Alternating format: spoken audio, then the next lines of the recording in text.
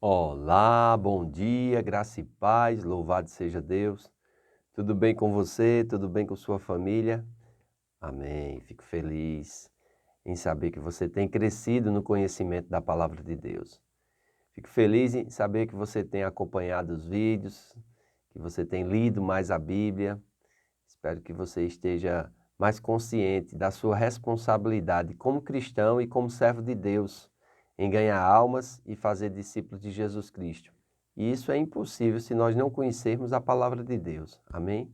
Jesus disse em João 8,32: Conhecereis a verdade e a verdade vos libertará. Nós só somos livres pelo conhecimento da verdade. Isso não é uma habilidade humana, nem força humana, mas é pelo conhecimento revelado da palavra de Deus e pelo poder divino que nós andamos nessa liberdade que Cristo conquistou para todos nós. Amém?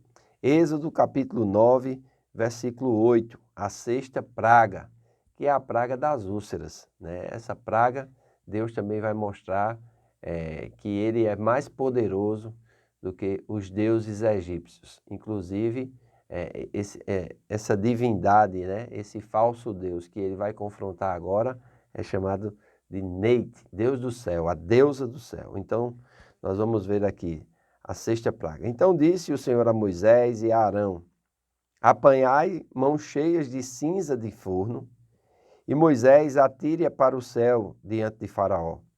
Ela se tornará em pó miúdo sobre toda a terra do Egito, e se tornará em tumores que se arrebentem em úlceras nos homens e nos animais, por toda a terra do Egito. Eles tomarão cinza de forno e se apresentarão a Faraó. Eles tomaram cinza de forno e se apresentaram a Faraó. Moisés atirou para o céu, e ela se tornou em tumores, que se arrebentavam em úlceras nos homens e nos animais, de maneira que os magos não podiam permanecer diante de Moisés por causa dos tumores, porque havia tumores nos magos e em todos os egípcios. Porém, o Senhor endureceu o coração de Faraó, e este não os ouviu, como o Senhor tinha dito a Moisés. Olha, o texto já volta agora, né, a fazer esse trocadilho, né? Nos outros textos nós vemos dizer, e Faraó se endureceu o seu coração.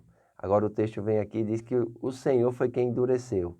Eu já expliquei sobre isso aqui, que isso é apenas uma expressão idiomática da língua. Amém? Se a gente for falar para uma pessoa que não conhece as expressões idiomáticas da nossa língua, né, eles não vão entender o que nós estamos falando. A gente vai precisar, vamos dizer assim, explicar. Então, certa vez, no ano 2000, eu fiz uma viagem com Viviane e nós fomos a Foz do Iguaçu. Porém, fomos de carro, foi uma viagem maravilhosa, 22 dias de carro, eu estava de férias nessa época, né? E passamos por muitas cidades, foram 10.000 quilômetros que nós rodamos, e dentre as cidades foi São Paulo. E quando eu cheguei em São Paulo, fui convidado a pregar na igreja, e era interessante. Eu fui pregar, e enquanto eu estava pregando, o pastor, que também é aqui da nossa região, mas morava lá há muitos anos, ele ia pegando as expressões idiomáticas da região Nordeste e falando para os paulistas, para que eles pudessem entender. Tinha muitas coisas que eu falava, eu me lembro muito bem dentre elas, né, que eu falei que tinha comido uma galinha de capoeira, né, e os paulistas não sabiam o que era isso, porque galinha de capoeira lá é galinha caipira, e o pastor teve que dizer galinha caipira, para que eles pudessem entender. Então essas expressões idiomáticas, elas existem em todas as línguas, e na língua, vamos dizer assim, que foi escrita, em alguns momentos diz que Faraó endureceu o coração, e em outros momentos diz que o Senhor endureceu o coração de Faraó. Amém? Mas isso é apenas uma expressão idiomática, né? Do idioma. Então é muito importante nós entendermos isso. E essa praga, né? Espalhar as mãos cheias de cinzas, de algum modo vai simbolizar, né? Aquele toque daquela cinza, aquela multiplicação daquela cinza em uma praga, e essa praga vai redundar em úlcera, que essas úlceras vão se transformar em tumores. Veja, é interessante isso aqui, porque quanto mais coisas acontecem, mais o faraó, né, em momentos ele quer negociar, em outros momentos ele quer endurecer, e nós temos que ter cuidado, porque muitas vezes nós somos assim também. Existem coisas que acontecem na nossa vida que nós queremos negociar com Deus, né?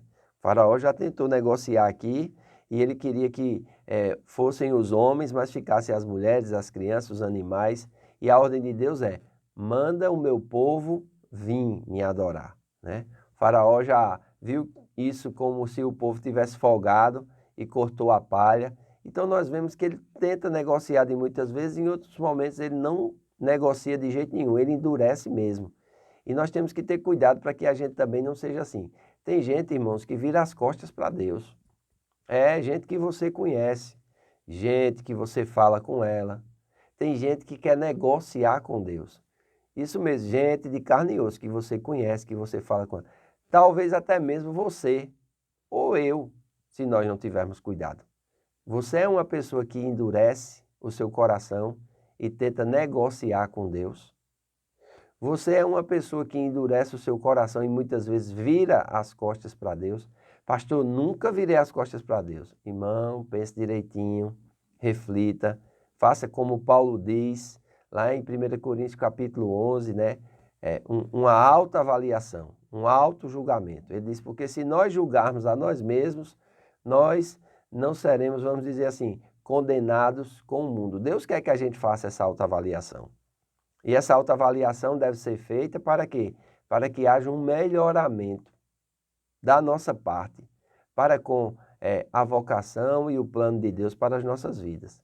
Deus não quer que a gente faça uma autoavaliação para a gente ficar se condenando, se auto-sabotando, né? Deus quer que a gente faça uma autoavaliação para que a gente amadureça, cresça e que possamos aprender a andar com Deus, a nos submetermos a Deus e a não resistirmos a Deus. Os dias são maus, os dias são difíceis, amém? Nós estamos vendo aí, né, alguns líderes religiosos cedendo à pressão do mundo, né, e compactuando com as obras das trevas. Então é muito bom nós termos cuidado e mantermos nosso coração maleável. Nós temos visto aí uma desumanização nas pessoas, né? Uma sexualização das crianças. Então o mundo está indo de mal a pior, né? Um abalo como nunca visto antes no seio familiar, muitas separações, muitos filhos aí sendo criados por terceiros e não pelos pais, muitos filhos rebeldes, né? Parricidas, matricidas, né? Você vê, pessoas que cometem incesto, então é complicado o tempo que nós estamos vivendo e nós precisamos não ir na onda do mundo, mas pelo Espírito e pela palavra na contramão do mundo. Você tem ido na onda do mundo ou você tem ido na contramão do mundo? Você tem praticado e aprovado as obras das trevas ou você tem confrontado, né, e impedido que as trevas avancem dentro do seu lar, dentro da sua casa, na sua vida? Às vezes vem disfarçado, né? As redes sociais hoje disfarçam muito. O que era antes absurdo, hoje tenta se fazer natural. A mídia corrompida tenta deixar tudo natural, tudo normal, e nós sabemos que existem aberrações que não são normais. Amém? São pessoas que se frustraram na vida, são pessoas que andaram pelo caminho da rebeldia e na sua própria vida eles demonstram essa rebeldia, essa indignação contra Deus e contra tudo aquilo que é da parte de Deus. Vejam agora, né, um país vizinho nosso aqui, onde os jovens entraram nas igrejas e queimaram as igrejas. Que absurdo, né? Eu estava vendo um vídeo esses dias que um sacerdote vai abençoar uma criança e quando ele estende a mão para impor sobre a criança bate na mão do sacerdote. E aí, como se desse uma saudação.